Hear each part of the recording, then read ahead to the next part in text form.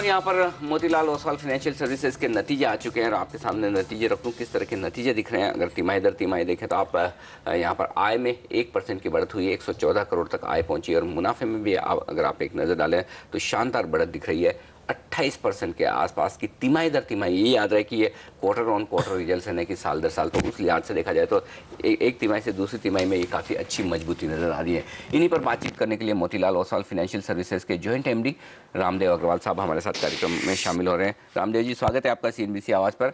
काफ़ी शानदार नंबर्स दिख रहे हैं, हालांकि भले ही आपके आय में उतनी बढ़त ना हो, लेकिन मुनाफे में जिस तरह की बढ़त आती हुई दिख रही है कि आप बढ़ते हुए वॉल्यूम्स, अच्छे सेंटिमेंट, इन सब का फायदा आपकी कंपनी को भी मिला है और पूरे सेक्टर को। अनिल, आई थिंक जो रिजल्ट जो आप बोल रहे हैं visibly it is like that, but इसमें क्या है कि काफ़ी एक्स्ट्राऑर्डिनरी आइटम्स हैं। इसमें जो profit on sale of assets है दैट वो थोड़ा सा 10-12 करोड़ बढ़ा के उसी कारण से जो एक्चुअल प्रॉफिट जो वो फ्लैट है quarter and quarter, year on year flat है, actually flat to little lower. आपका top line definitely is 1 or 2% better, but net margin is still 1 or 2% lower. So जो एक्सेस जो प्रॉफिट दिख रहा है वो profit on sale of assets है। अगले 12 महीने के लिए आपने जो बाजार का सेंसेक्स का टारगेट 23,000 रुपये का 23,000 के लेवल का रखा है, क्या काफ़ी कुछ पॉजिटिव होते हुए दिख रहे हैं और आपको लग रहा है कि यहाँ से एक अच्छी उछाल, अच्छी तेजी बाजार में देखने को मिलेगी? क्या ट्रिगर्स आप देख रहे हैं जिनकी वजह से सेंसेक्स 23,000 तक पहुँचना चाहिए? एक तो ये है कि काफ़ी मंदी का दौर निकल चुका है और बाजार धीरे धीरे रिकवर होके यहाँ तक पहुँच गया है। करीब लास्ट ईयर भी 25% बढ़ा। अर्निंग्स जो लास्ट ईयर करीब 8-10% बढ़ा है, ये क्वार्टर में अपन देख ही रहे हैं कि यहाँ पर अर्निंग्स जो हैं is better than what we thought. So global concerns भी काफ़ी कम हो गए हैं, यूएस की रिकवरी हो रही है और आई थिंक सबसे बड़ी बात यह है कि globally investors are now first time they are looking seriously at equities, क्योंकि वहाँ पर जो बॉन्ड में जो हालत है वहाँ पर यील्ड होगा 1% और अब वो जो है वहाँ पर एक्चुअल में बॉन्ड में लॉसेस चालू हो गए हैं। उसी कारण से वहाँ पर equity allocation is increasing and hopefully that will lead to equity allocation improvement in India also. So ये देखते हुए मुझको लगता है कि अगले साल slightly better earning, lower interest rate, better allocation towards equities, and more importantly that real estate and fixed income will not look so attractive after a long rally.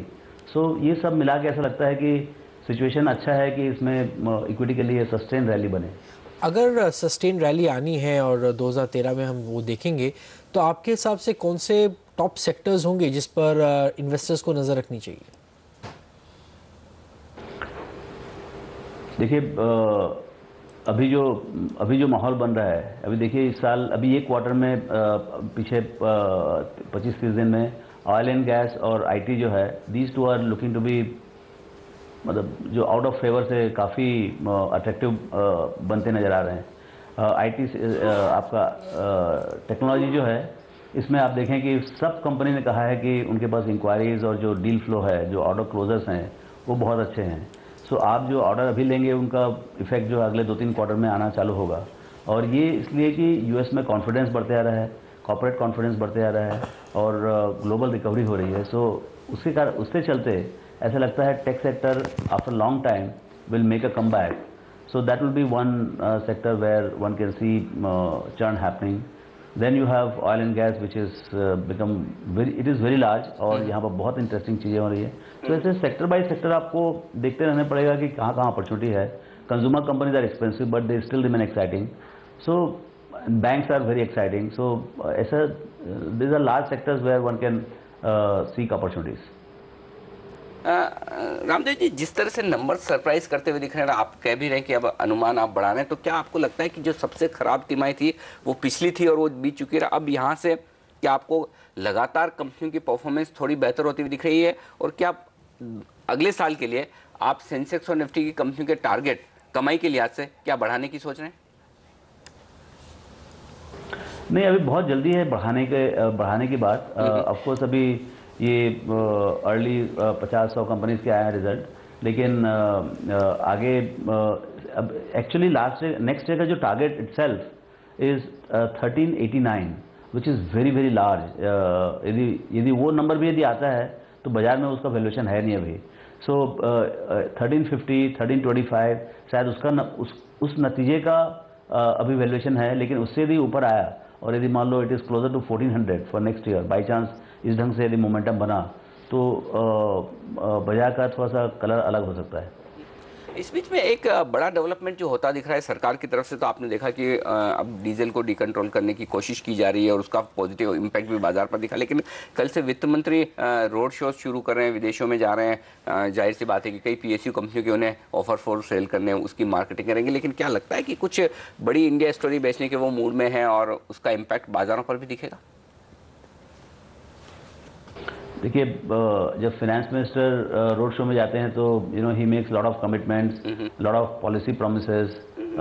उनसे जो उनके दिमाग में क्या चल रहा है ये बजट के बारे में, या उनका खुद का क्या असेसमेंट है इकोनॉमी का, वो सब कुछ मालूम पड़ता है. उससे मुझको ऐसा लगता है कि FIs can take very quick decisions and but FDI जहाँ पर एक्चुअली बहुत ज़्यादा सेटबैक हुआ है लास्ट ईयर में, वो कैसे मतलब रिवाइव हो, जिससे कि 25-50 बिलियन डॉलर्स और $100 बिलियन फॉर नेक्स्ट 5 ईयर्स, 12 5-ईयर प्लान के लिए इंडिया रेडी हो. उसके लिए जो कॉन्फिडेंस जो है फॉरेन इन्वेस्टर का जो कॉन्फिडेंस है वो कैसे वापस आए, उसमें फिनेंस मिनिस्टर का क्या रोल रहेगा और कैसे वो उनको मनाएंगे और कैसे वो कॉन्फिडेंस दिलाएंगे कि यहाँ पर आपका स्वागत है और आपको तंग नहीं किया जाएगा. वो एक सबसे बड़ा चैलेंज है अभी. बिल्कुल, और इसी की कोशिश शायद वित्त मंत्री करते हुए दिख रहे हैं, जिस तरह से गारपर-शॉम कमेटी की सारी सिफारिशें मानी गई है. लेकिन और कहाँ आप बाजार के डायरेक्शन के लिए आज से, निवेश के लिए आज से आपके लिए मौके हो सकते हैं, ये सब जानेंगे रामदेव जी से एक छोटे से ब्रेक के बाद.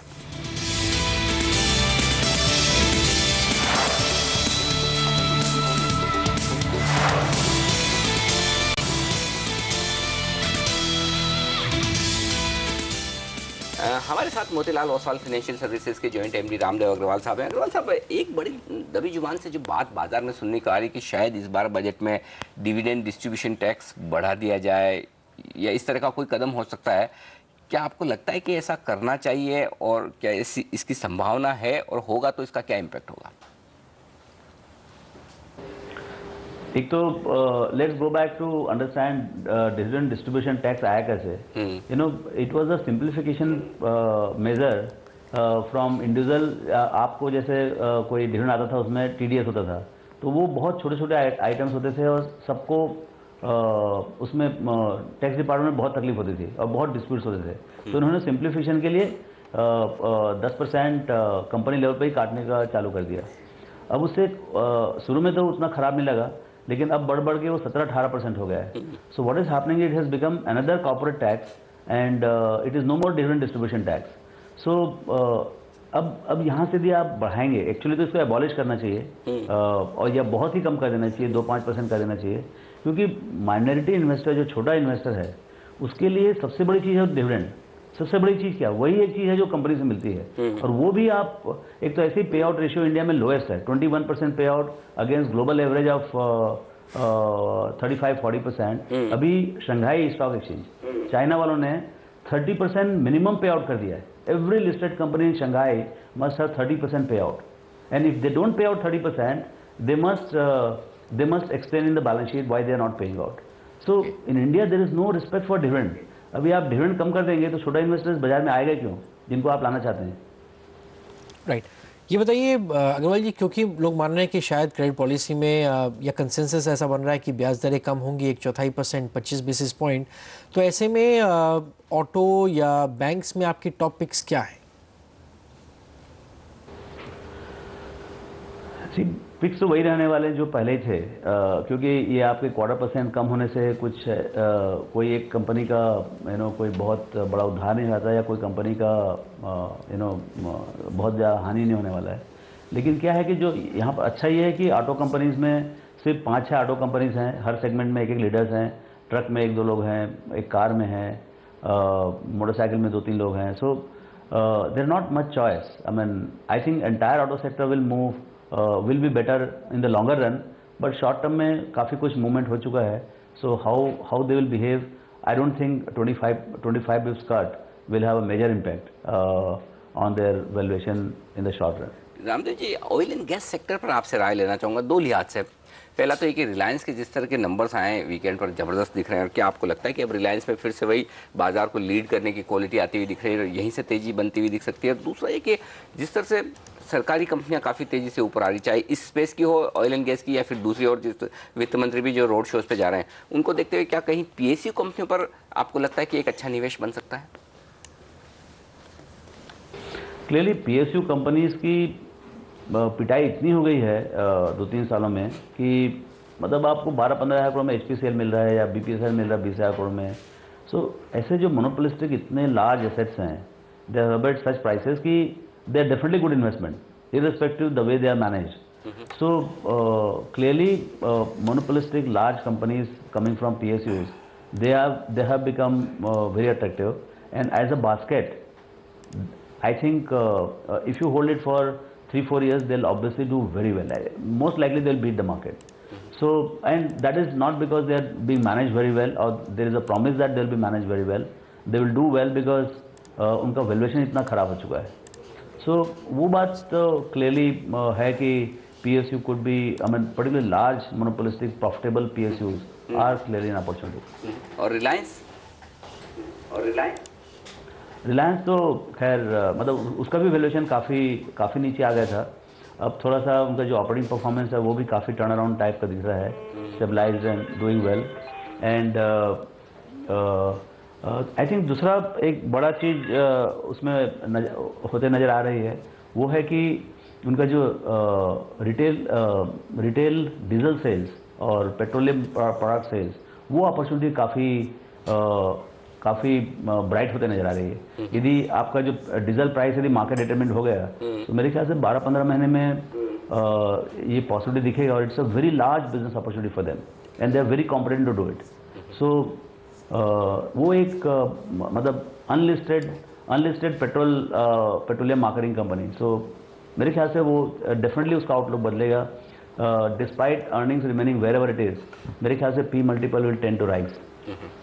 रामदेव जी, बहुत बहुत शुक्रिया आपका CNBC आवाज़ के लिए वक्त निकाल कर आज अपने नतीजों पर और बाजार पर अपनी पूरी राय देने के लिए विस्तार से। तो यहाँ पर रामदेव अग्रवाल साहब ये कहते हैं कि बाजार में एक अच्छा मोमेंटम तेजी का बना हुआ है। 23,000 का सेंसेक्स का उनका टारगेट है। कमाइयाँ कंपनी की बढ़ती हुई नजर आएगी। टेलीकॉम, IT, बैंक, मीडिया जैसे शेयर उन्हें पसंद है, और ऑटो वगैरह ये तो सारी उनकी पुरानी पसंद वाले शेयर्स हैं ही। लेकिन एक इंटरेस्टिंग स्पेस जो दिख रही है वो है PSUs की, खासतौर से ऑयल मार्केटिंग कंपनियों के शेयर भी यहाँ से उन्हें लगता है कि साल 1.5 साल का अगर आप व्यू रखें तो एक अच्छा रिटर्न आप यहाँ पर कमा सकते हैं। और बिल्कुल शुरुआत भारतीय बाजारों की आज बेहद मजबूती के साथ होती हुई दिख रही है। हफ्ते में रिलायंस के नतीजे ने बाजार को बढ़ाया जोश, और मिड कैप और स्मॉल कैप शेयर आज काफ़ी बेहतर प्रदर्शन करते हुए नजर आ रहे हैं। पहला सौदा में आज के लिए इतना ही। आगे लेकर आएंगे आवाज़ IPL। नमस्कार।